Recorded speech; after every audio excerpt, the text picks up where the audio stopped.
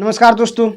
जैसे जैसे मध्य प्रदेश और लोकसभा का चुनाव नज़दीक आता जा रहा है वैसे वैसे कमलनाथ जी बदलते जा रहे हैं। हाल ही में इसका उदाहरण ये देखने को मिला है। हर जगह वो जहाँ भी जाते हैं उनकी मन से ये बात एक सामान्य हो गई है कि भारत को हिंदू राष्ट्र बनाना है, संकल्प लिया हुआ। देखिए, बनाने की क्या बात है, 82% तो हिंदू है ही, तो वो क्या हिंदू पैदा कर रहे हैं? विश्व में जिस देश में इतनी बड़ी परसेंटेज में हो वहां कोई बहस की बात है? ये तो है ही।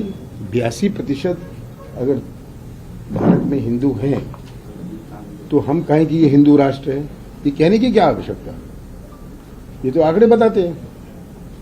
कमलनाथ जी कांग्रेस पार्टी के मुख्य सेकुलर नेताओं में से एक हैं। वैसे में कांग्रेस पार्टी के सारे नेता सेकुलर ही होते हैं और उन लोगों में होड़ लगा रहता है कि सबसे बड़ा सेकुलर कौन है, लेकिन कमलनाथ जी उनमें से मुख्य नेताओं में से भी एक नेता हैं।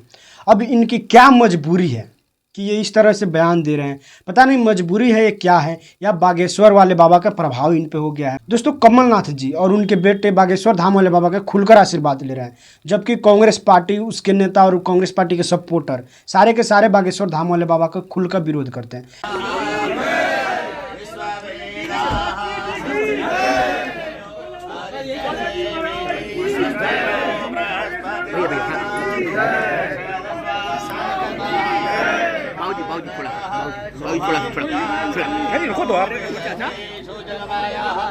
माला माला माला पहना नहीं माला।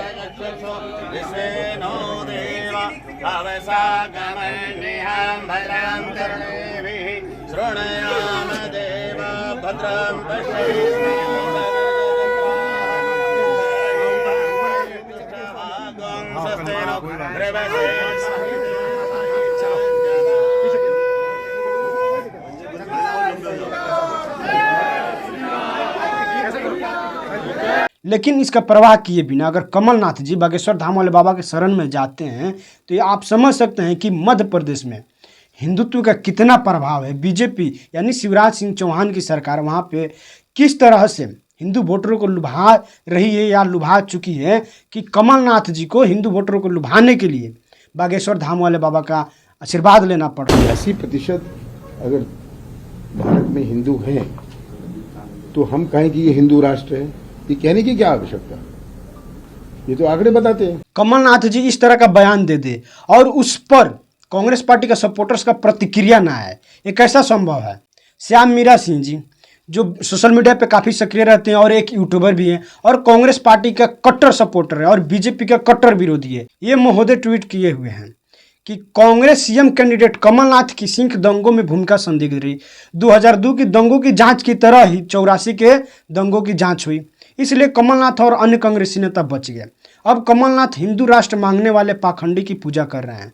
कमलनाथ बदले नहीं, वे वही कर रहे हैं जो वे थे। अब जरा सोचिए महोदय साहब के अंदर कितना दर्द हुआ होगा, कितना दुख लगा होगा कि इस तरह की बातें इनके ट्वीट से निकल रहा है। दोस्तों, इस तरह का बात हमारे देश में हो और उस पर अपने आप को एक बहुत बड़ा पत्रकार मानने वाले अजीत अंजुम जी का बयान न आए, अजीत अंजुम जी का प्रतिक्रिया न आए, ये कैसा संभव है? जैसे ही कमलनाथ जी ने इस तरह का बयान दिया वैसे ही अजीत अंजुम जी ने कांग्रेस के एक नेता पवन खेड़ा जी का इंटरव्यू लेने लगे कि आखिर कमलनाथ जी ऐसा बोल कैसे सकते हैं।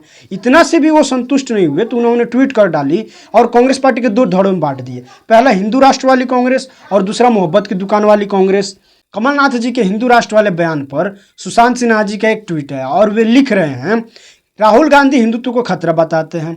कमलनाथ और उनके बेटे हिंदू राष्ट्र बनाकर ही मानने की बात करने वाले बागेश्वर बाबा के चरणों में नतमस्तक है और छिंदवाड़ा में उनका कार्यक्रम करवा रहे हैं। क्या इसका मतलब कांग्रेस भी अब हिंदू राष्ट्र के आह्वान के साथ है? वे प्रश्न कर रहे हैं और कांग्रेस पार्टी से पूछ रहे हैं। दोस्तों, इन्हीं सारी प्रतिक्रियाओं में से एक ट्वीट आया आचार्य प्रमोद कृष्णन जी का, जो कि बहुत ही मन दुखित और मन विचलित करने वाला ट्वीट है उनका। जरा उनका ट्वीट देखिए। वे लिख रहे हैं, मुसलमानों के ऊपर बुलडोजर चढ़ाने और आरएसएस के एजेंडा, हिंदू राष्ट्र की खुल्लम-खुल्ला वकालत करके संविधान की धज्जियां उड़ाने वाले भाजपा के स्टार प्रचारक की आरती उतारना कांग्रेस के वरिष्ठ नेताओं को शोभा नहीं देता। आज रो रही होगी गांधी की आत्मा और तड़प रहे होंगे पंडित नेहरू और भगत सिंह, लेकिन सेकुलरिज्म के ध्वजक वाहक जयराम रमेश, दिग्विजय जी और खड़गे जी सब खामोश हैं।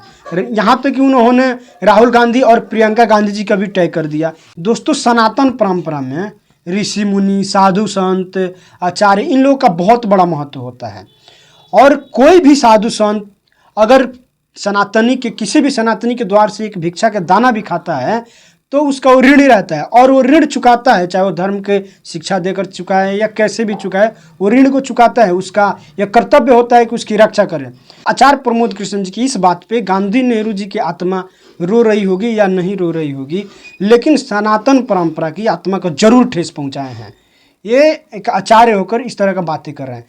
दूसरा बात दोस्तों, ये समझ नहीं आ रहा है कि महोदय साहब अपनी भड़ास धीरेन्द्र शास्त्री जी पर निकाल रहे हैं या हिंदू राष्ट्र की जो वकालत हो रहा है उस पे निकाल रहे हैं या कमलनाथ जी पे निकाल रहे हैं, यह समझ नहीं आ रहा है। दोस्तों, पूरे भारत में एक ही ऐसा आचार्य है जो कांग्रेस पार्टी में है, वो भी प्रमोद कृष्णन जी। दूसरा कोई ऐसा नहीं है जो साधु संत हो, आचार्य हो और कांग्रेस पार्टी में सम्मिलित हो, कोई नहीं है। सिर्फ और आचार्य प्रमोद कृष्णन जी, इतना ही नहीं, ये टीवी डिबेट में आकर कांग्रेस पार्टी का बहुत बढ़िया से पक्ष भी रखते हैं।